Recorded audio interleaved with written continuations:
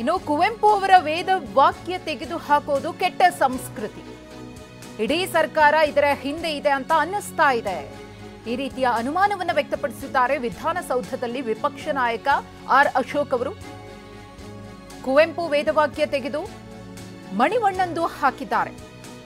ಸರ್ಕಾರದ ಆದೇಶ ಎಲ್ಲಿದೆ, ಮಂತ್ರಿಗಳ ಆದೇಶ ಎಲ್ಲಿದೆ ಅಂತ ವಿಧಾನಸೌಧದಲ್ಲಿ ವಿಪಕ್ಷ ನಾಯಕ ಆರ್ ಅಶೋಕ್ ಅವರು ಪ್ರಶ್ನೆ ಮಾಡಿದ್ದಾರೆ.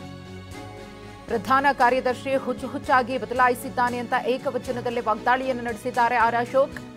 ವಿಧಾನಸೌಧದ ಸರ್ಕಾರದ ಕೆಲಸ ದೇವರ ಕೆಲಸ ಅಂತ ಇದೆ. ಯಾರೋ ಕಾರ್ಯದರ್ಶಿ ಬಂದು ಇದನ್ನ ಅಳಿಸಿದ್ರೆ ಏನ್ ಅರ್ಥ ಅಂತ ಹೇಳಿ ಪ್ರಶ್ನೆಯನ್ನ ಮಾಡಿದ್ದಾರೆ. ವಿಧಾನಸೌಧದ ಮೇಲೂ ಕೂಡ ಸರ್ಕಾರದ ಕೆಲಸ ದೇವರ ಕೆಲಸ ಅಂತ ಇದೆಯಲ್ಲ, ಯಾರೋ ಕಾರ್ಯದರ್ಶಿ ಬಂದು ಇದನ್ನ ಅಳಿಸಿ ಹಾಕಿದ್ರೆ ಅದಕ್ಕೆ ಏನ್ ಅರ್ಥ ಬರುತ್ತೆ ಅಂತ ಪ್ರಶ್ನೆ ಮಾಡಿದ್ದಾರೆ ಆರ್ ಅಶೋಕ್.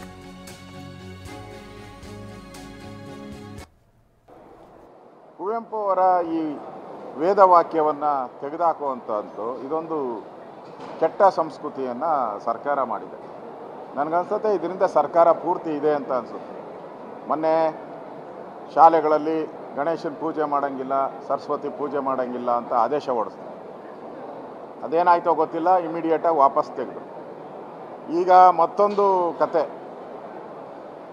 ಕುವೆಂಪು ಅವರ ವೇದವಾಕ್ಯವನ್ನು ತೆಗೆದು ಮಣಿವಣ್ಣನ ವೇದವಾಕ್ಯವನ್ನು ಹಾಕಿದ್ದಾರೆ.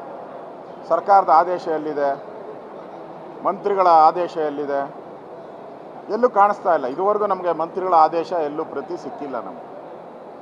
ಅಂದರೆ ಒಬ್ಬ ಪ್ರಧಾನ ಕಾರ್ಯದರ್ಶಿ ಹುಚ್ಚುಚ್ಚಾಗಿ ಅವನು ಮನಸ್ಸಿಗೆ ಬಂದಂಗೆ ನಾಳೆ ವಿಧಾನಸೌಧದ ಮುಂದೆ ಇದೆ ಸರ್ಕಾರದ ಕೆಲಸ ದೇವರ ಕೆಲಸ ಅಂತ ಇದೆ. ಯಾರೋ ನಮ್ಮ ಸೆಕ್ರೆಟ್ರಿ ಬಂದ್ಬಿಟ್ಟು ಅದನ್ನು ಅಡ್ಸಾಕಿ ಅಂತ ಹೇಳ್ಬಿಟ್ರೆ ಅರ್ಥ ಏನು? ಕೆಂಗಲ್ ಹನುಮಂತಯ್ಯನವರು ಅವತ್ತು ಆ ಯಾವ ಉದ್ದೇಶಕ್ಕೆ ಬಡಿಸಿದ್ದಾರೆ, ಅದರಿಂದ ಏನು ಅರ್ಥ ಇದೆ?